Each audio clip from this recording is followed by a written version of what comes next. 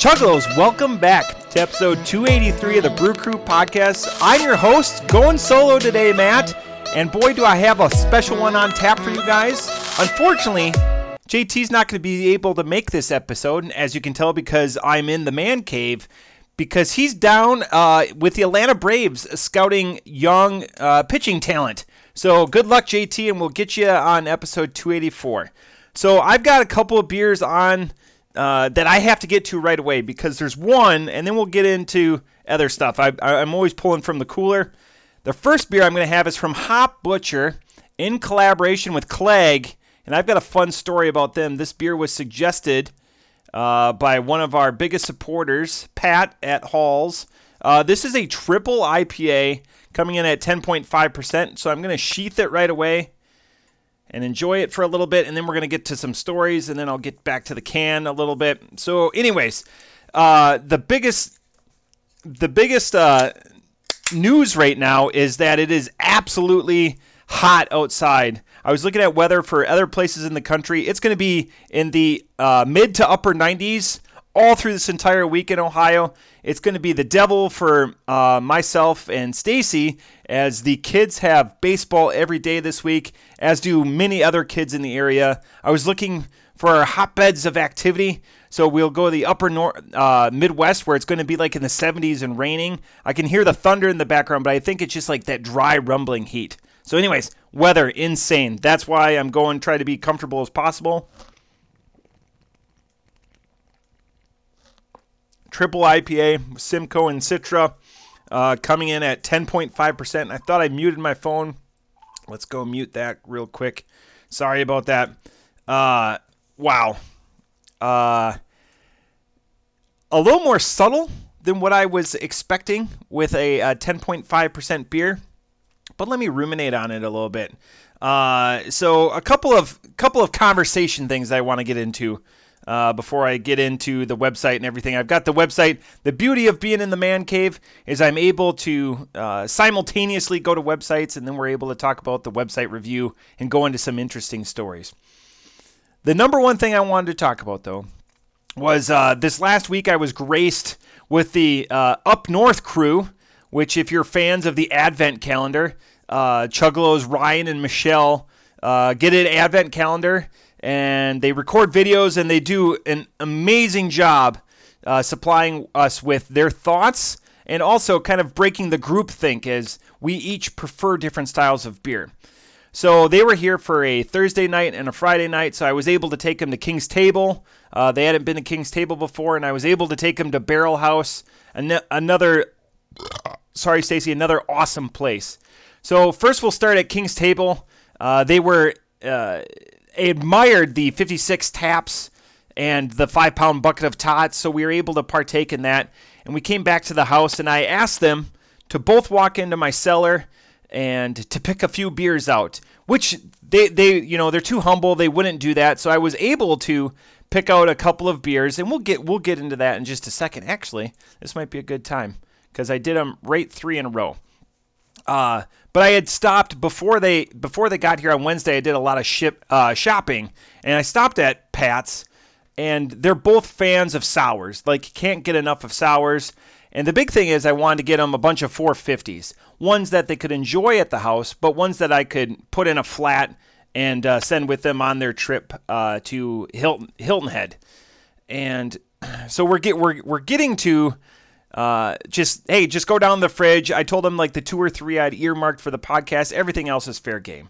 So they're just burning through, having a great time. I kept the kids home Friday, so everyone was up till at least 10:30. My kids stayed up till midnight. We're just having a great time. They brought a 10 and 8-year-old. So here's my etiquette that I ask for the Chuggalos. When there's prominent cellared beers that are brought out for guests, again, they don't have to necessarily enjoy them, but what do the Chuggalos do when you wake up the next morning? And I will turn on all 3 of these beers. It'd be a lot cooler if you did Hubbard's Cave, the Eclipse Old Fashioned. Being from Wisconsin, I wanted to get their opinion on an old-fashioned beer. And the double oaked Mastodon. So I went with a barley wine a doubled stout, and a Belgian strong dark ale, just to see what they would think. So you can see my scores, 4.25, 3.75, and a 4.5, respectfully. But when I got up the next morning, all three of these beers still had, and they're all big beers, look at that. And we'd been drinking, we'd been having a couple of cocktails and everything that day. All the beers that there was some left. So those are all aged beers. What do you dump them out? Do you save them for a rainy day? Do you try to recap them? All bottled beers to let you know the condition. So there's caps of plentiful. Do you reseal them? You're not really worried about carbonation in a barley wine. Not necessarily always a stout or a strong dark ale. So I want to let you know. I'll let you know that I finished 2 out of 3 of them. The one just had a smidge left. So it was nice. Again, you keep, or I'll just say I keep a cellar in the hopes that either people will come or I'll have destinations to go to where I'm able to drink responsibly. Because if you drink any one of those beers by yourself, one was in a bomber, the other 2 were in pint bottles, you're going to get pretty jacked up with how big of a beer they are. So I just want to know what you, the Chuggalo, think about what you would do in that situation. So I just thought that was an interesting dilemma, if you will. A good party or a good entertainment, good company was had. It's just, what do you do when you have all of those remnants? So I'm going to get to this beer. So 10.5%. It's very understated. I want to bring out the back of the can, and you'll have to excuse this camera, the more fancy camera. I don't hook up. I leave this other camera. So it's got the tasting notes on the back. So it's got pleasant pine, lush orange. I've never heard an orange called lush orange, and juice tropical. So Simcoe, and Nectaron. Nectaron was the other hop. I said Citra. More about this beer. When I went to Pat's, a.k.a. Hall's, I always ask Pat, hey, is there something that you recommend? Is there something that you recommend? And the one thing that he recommended was this beer. And this was a couple times ago, and this happens to be my last one. I gifted 2 of them. I kept 2 because I wanted JT with it being the Bahn Mi Emperor, because Bahn Mi's are delicious sandwiches, and I thought JT would appreciate that. But one had disappeared in the last week, meaning somebody, so I was down to 1, and I didn't know how big of a beer it was till today. So we could have easily shared this on the podcast, but I was like, you know what, this is going to be an easy kill. I've got 1 left. I keep my fridge pretty standardized. So I went with that. So anyways, let's go check out the websites a little bit more. So we'll go to Hop Butcher first. So you come off to Hop Butcher off of Google. It's hopbutcher.com, and you can scroll down. Really neat artwork. I guess the theme would be not abstract, but pencil drawings. Personal Pan Pizza, great name. And these guys are out of Chicago, Illinois, so representing JT's stomping grounds. But you keep scrolling down, and you get to Bahn Mi Emperor, like right here again. So you can able to check out the artwork a little bit better. So once you go to the page, and this is what I like about this website. This is fantastic. It has just very simple on the side, style, ABV, hops, when it was canned. So I know there's a lot of fresh individuals out there that demand freshness in their IPAs, even the higher ABV ones. So this was just over 2 months ago. I'm recording this a little bit past the mid-month of June. And an outshout to the artwork, which is awesome. But that's the page. Very simple. Tell me about the beer. So then I don't always have to go back and forth to like Untapped or Beer Advocate. But so anyways, the reason I bought it is, or I was told to buy this, is because of Clag Brewing.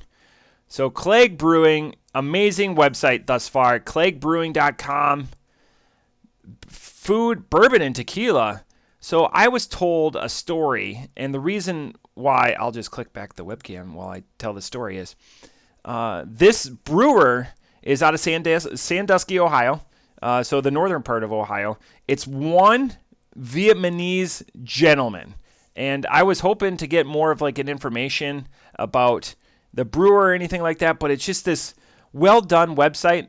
And the reason why Pat from Hall suggested it to me is he goes, they make a top 4 or top 4 or 5 rated porter in the entire world. And I go, well, that's very interesting. And he goes, yep, it's just one individual, and he's from Vietnam, and he gets all these collab credits. But he goes, have this beer, you will not be disappointed. So I'm about halfway through the beer right now.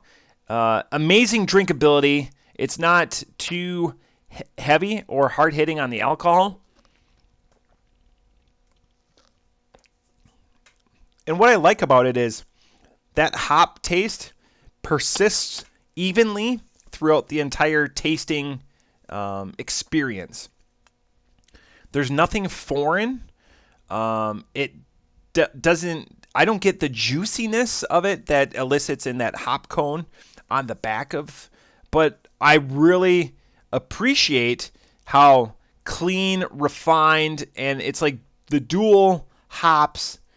It's not hiding any like foreign adjuncts or riders along. It's not a real gimmicked up IPA, and that's what I appreciate. You know what it's in the can. Now I'm starting to feel a little bit more about a 10+% IPA.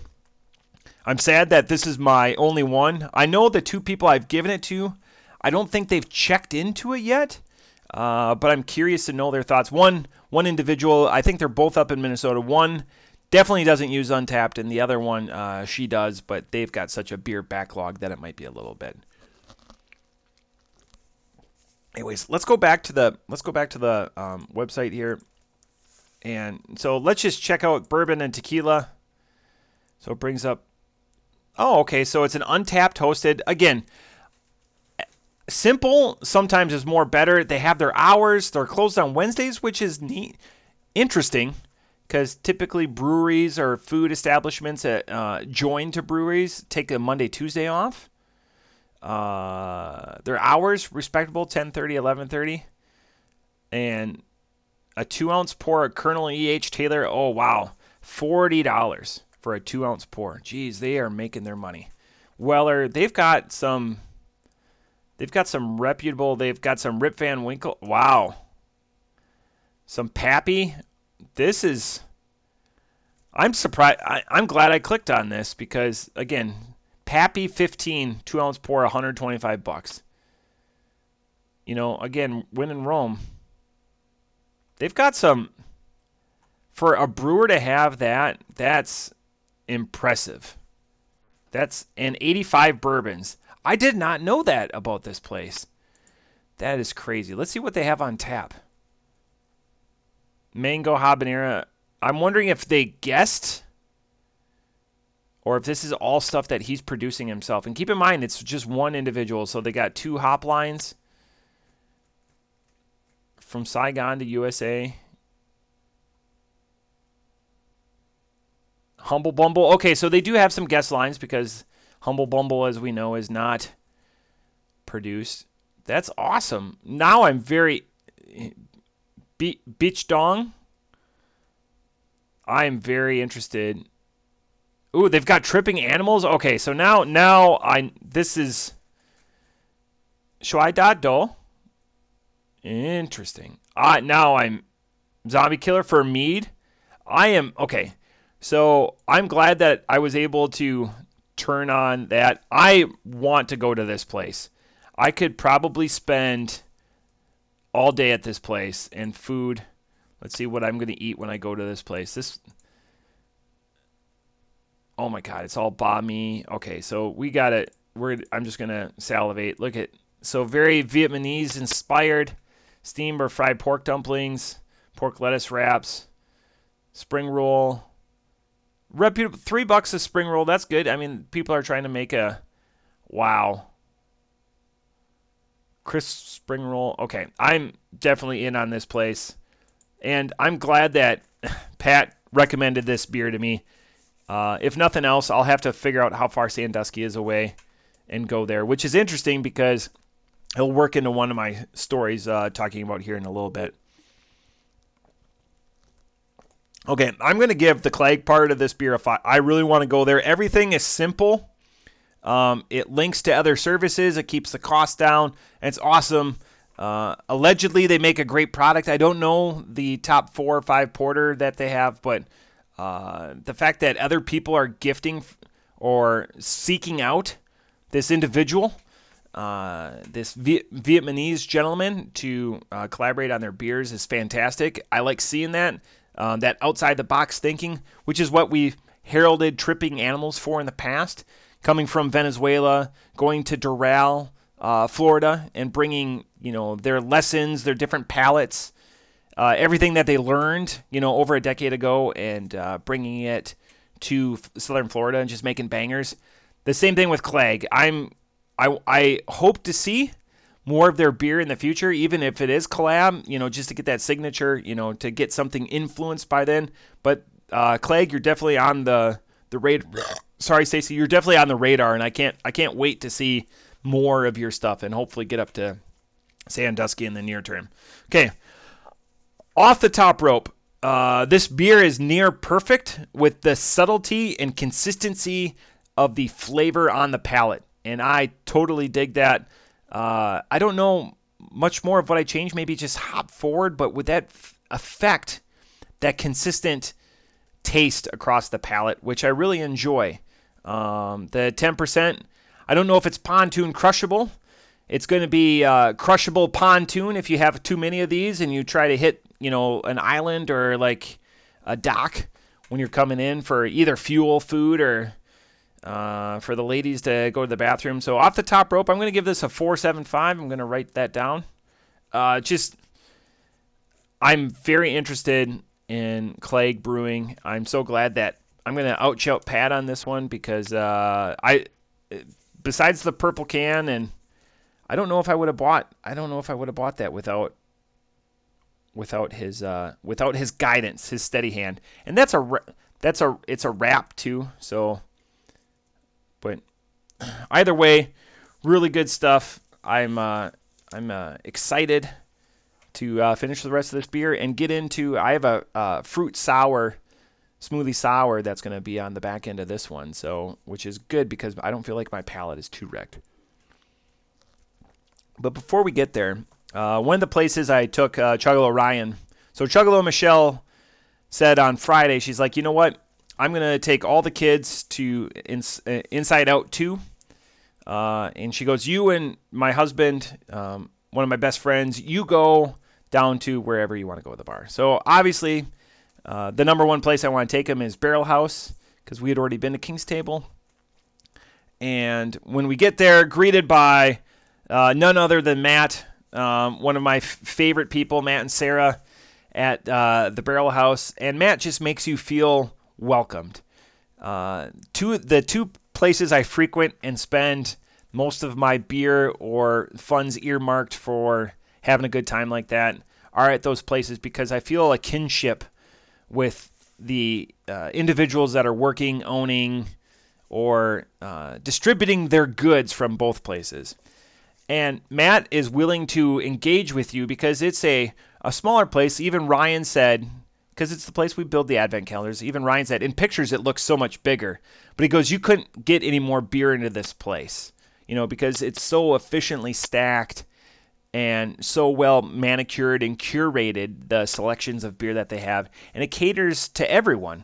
They have an amazing selection of non-alcoholic beers. They have wines, meads, and the thing that I wanted to talk about on their tap list, so they have 20 different taps, in assortment, everything from, like a lager, increase your drinkability and your appeal to non-craft beer aficionados, to sours, to stouts, all the trappings of individuals that are out for a unique experience are trying to seek.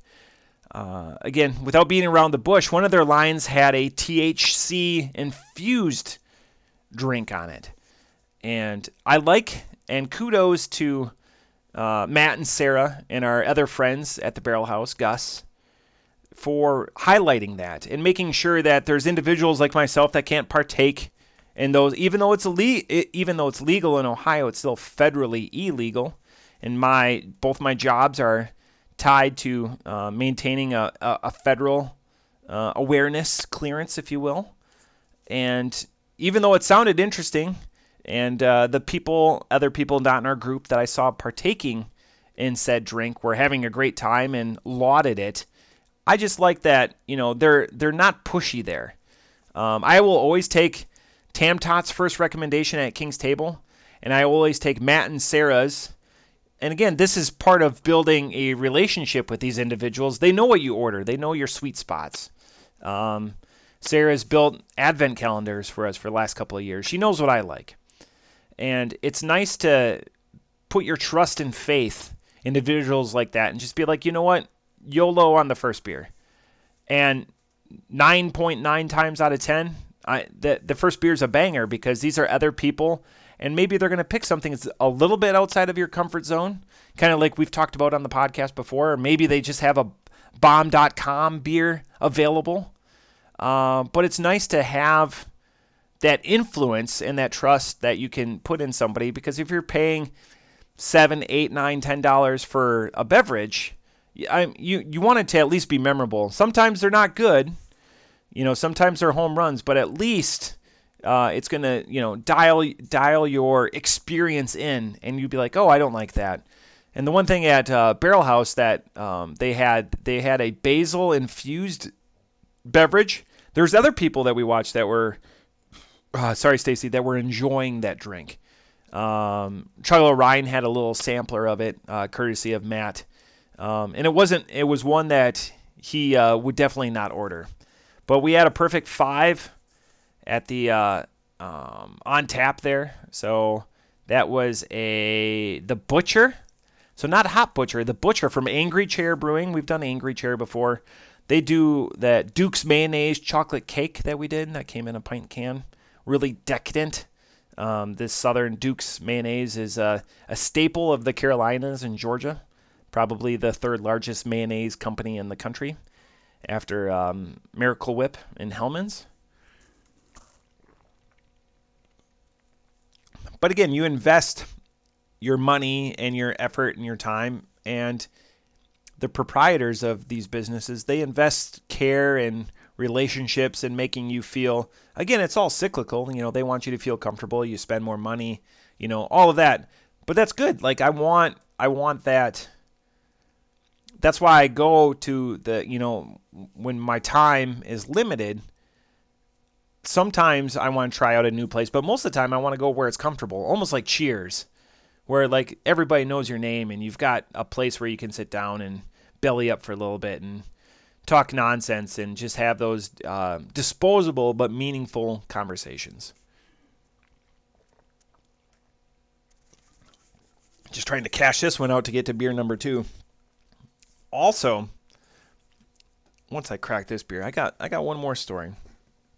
Beer number 2, I forgot that I already sheathed it. Beer number 2 is 450 North. 450 North is the most talked about brewery that when I go back home, and without a doubt, it's been a darling. Them and Toppling Goliath. More people have had Toppling Goliath. We're going to get into a little bit of the distribution of 450 North with a multimedia. I'm just rolling the can right now, just so effortlessly. This is going to be 450 North Popsicle Rocket. I bought this when I bought a line of beers. So it's single or individually priced, so $7.80 from our friends at the Barrel House. So math in public, $3.20 plus 28, $31.20. I think that's right. I'm going to go with the crack. 5.3% smoothie sour, which again you'd come to expect. Let's see if we get all the flavor profiles, which I'm excited. Raspberry, cherry, and lemonade. All those should be home runs, and that's really what is in a bomb pop, I think, with the raspberry, cherry, and lemonade. All right, let's go with first.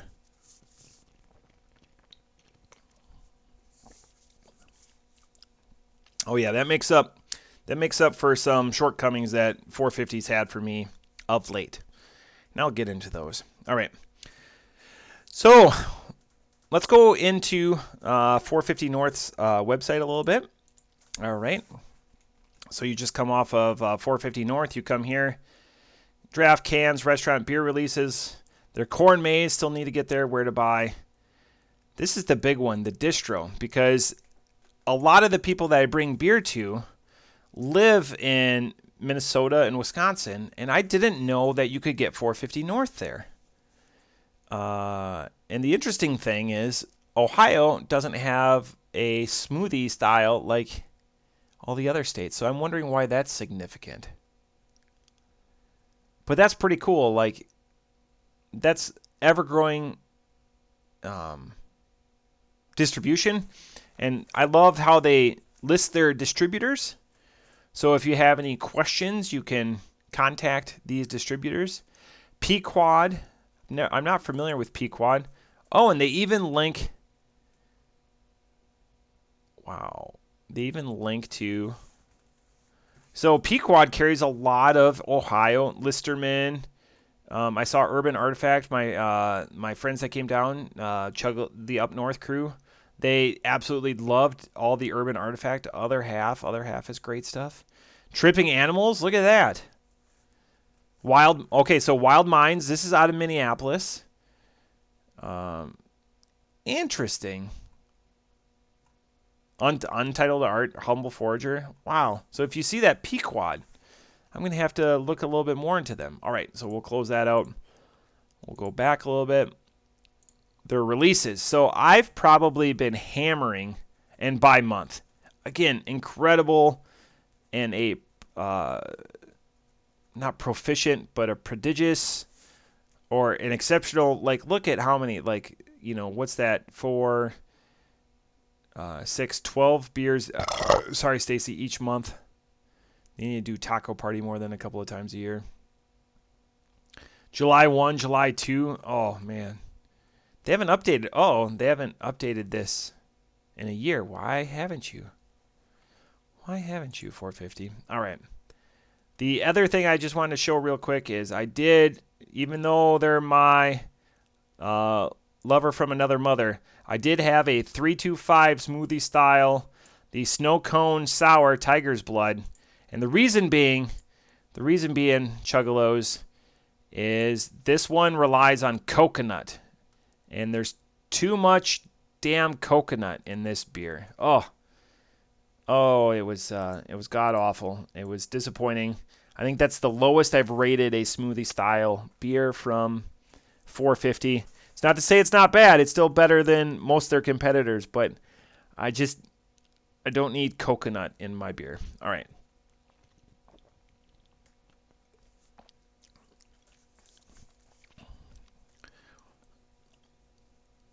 I like that I had that triple IPA, which was clean and consistent on the palate, and I don't feel like my palate is wrecked.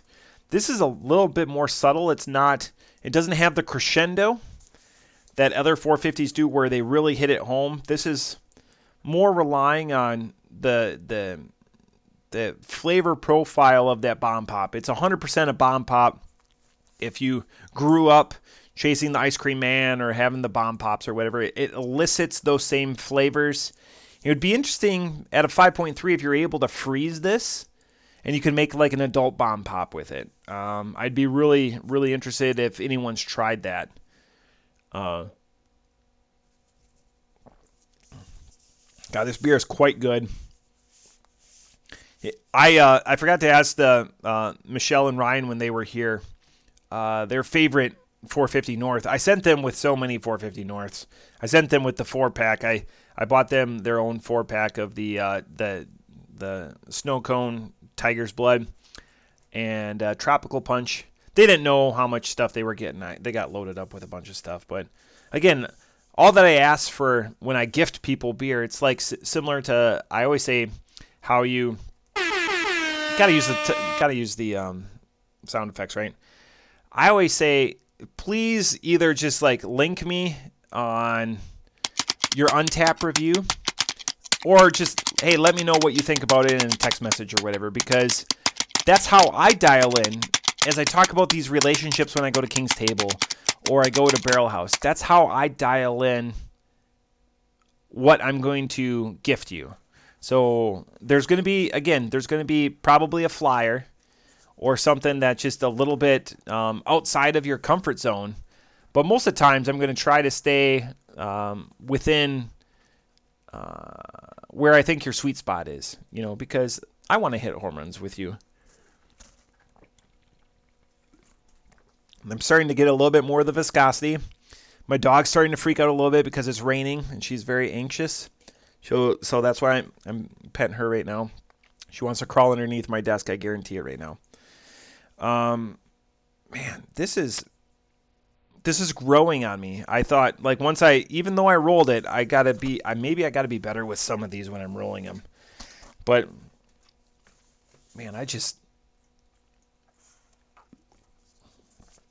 this one's gonna do a lot better than that Tiger's Blood on tap for me. Wow. I know I talked about the Angry Chair Butcher beer, that sour. That was a perfect sour. With just how vinegary it was, while being a 6.5% ABV. So again, if you guys can get that, the Butcher from Angry Chair is quite good. This beer, though, the 450 has completely redeemed themselves in my eyes in the short term because I'm going to buy up all of their stuff. When I bought this beer, and that's the nice thing about being able to buy from Barrel House, you can buy singles. So Pat's had 6 different 450s, and I'd had 2 of them, so I bought 4 of them, 4 different 4-packs. At Barrel House, they had 8 of them, 2 that I had already had, so I bought 6 of the remaining ones to be able to, again, you got to test them all, right? Especially when there's a brewery that just knows you or knows what you're after, that shock and awe or whatever. And I brought this up to company when I was at the Barrel House, which was the second time in a week, by the way, which was really nice to get down there. Sorry, Stacy. Is that there's other people that don't like sours. And it's a comfortable place. Like, everyone's entitled to their opinion, but they're able to speak so eloquently, like they should have their own podcast and wouldn't be sour focused. And we get to throw barbs about building the advent calendar because JT and I are always like, oh, more sours, and Aaron, who's a not a Chuggalo per se, but has turned me on to so many of the beer haunts that I know in the area, is not a big sour guy. So again, I think a good balance for the month, and my best friend Chuggalo Mikey is not a big sour guy. I think a good at least 20%, especially when the guy that's building the advent calendars, or like Sarah's building them. Sarah's building them, but I'm carrying the load on most of them. I'm going to say 20% sours is the way to go, and there's a range in sours. So all right, off the top rope.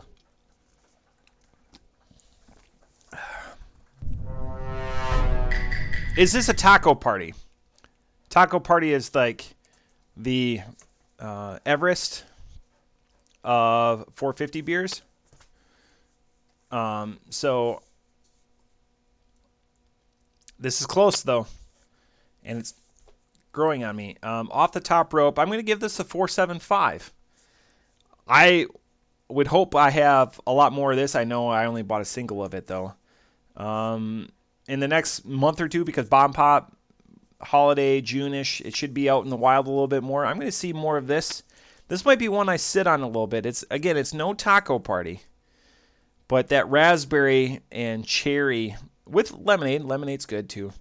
It's just an amalgamation of flavors that I really like the tartness and the inherent sour of both of those fruits by themselves. They don't come off overly sweet or anything like that. So that's the appeal of it. But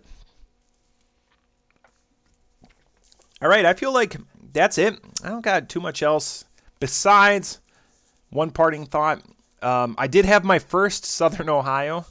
It was one of the thoughts that I wrote down. I did have my first Southern Ohio.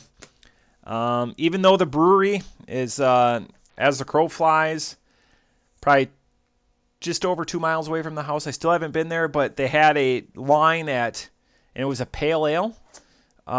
It wasn't the best, but it wasn't the worst, and I understand they just opened up. They're coming up probably on their 3-year anniversary. I think they opened COVID. I know they opened 4th of July, so I know they're coming up. But it was called Range Ball, which is cool. You know, being they're betwixt a lot of sporting events or sporting sites down there in southern Beaver Creek, where I reside. But yeah, off the top rope, I gave it a 3.75. It was good, not memorable, outside of it being my first beer from the closest brewery to my house, even though I've never been there. But everyone, it's one of those old trappings that we talk about when you say, what do you think about Southern Ohio? And they're like, I love sitting outside. I love taking the kids. It's so much green space. It's not about the product. It's not about the food. It's more about the ambiance. And there's places that we know and we've been and we all love as Chuggalos that may not have the best product, but they provide a home run in another dimension. But again, that's it for episode 283. JT and I had closing or passing thoughts about 300. It's coming there. It's just over the horizon. I'm sure we'll be seeing it shortly. But until then, cheers.